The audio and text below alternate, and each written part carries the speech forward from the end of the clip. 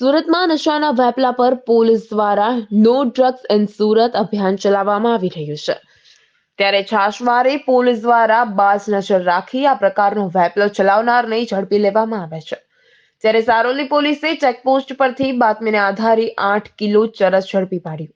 Saroli police મથક હદ વિસ્તારમાંથી ચરસ ઝડપી લેવામાં આવ્યું છે। સારોલી પોલીસે ઓપરેશન પાર પાડ્યું હતું, જેમાં 8 કિલો ચરસ ઝડપી પાડવામાં આવ્યું, જેની અંદાજે કિંમત 11 લાખ રૂપિયા જેવી થાય છે।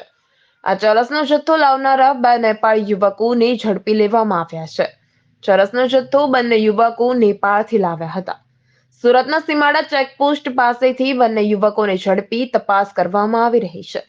પોલીસે સમગ્ર બાતમીને આધારે ઓપરેશન પાર પાડ્યું કે બે નેપાળી ઈસમો નેપાળથી પ્રતિબંધિત ચરસનો જથ્થો લઈ અને પોતે મહારાષ્ટ્ર પૂણા ખાતે બંને આરોપીઓ આપવા માટે જનાર છે અને તેઓ સુરત શહેરના સીમાડા ચેકપોસ્ટથી પસાર થનાર છે।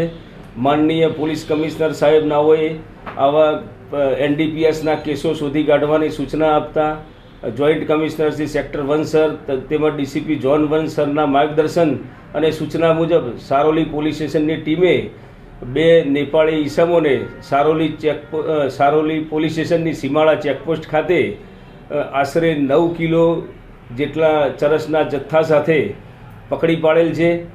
તે સિવાય આરોપીઓ પાસેથી નેપાળ રાષ્ટ્રની જુદી જુદી ચલણી નોટો તેમજ તેના નેપાળના પ્રમાણપત્ર પણ મળેલ છે, જેથી તેઓ નેપાળી હોવાનું પ્રાથમિક દ્રષ્ટિએ જણાઈ આવેલ।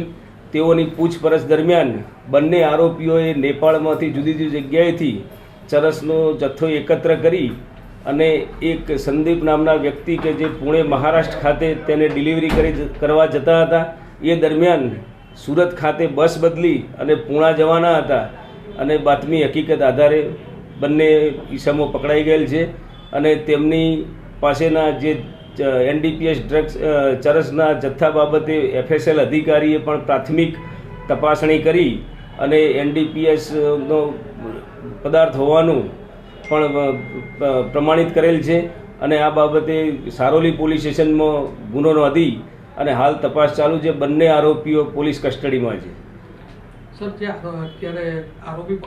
નરેશ સિમરણ, મહાદેવ ન્યૂઝ, સુરત।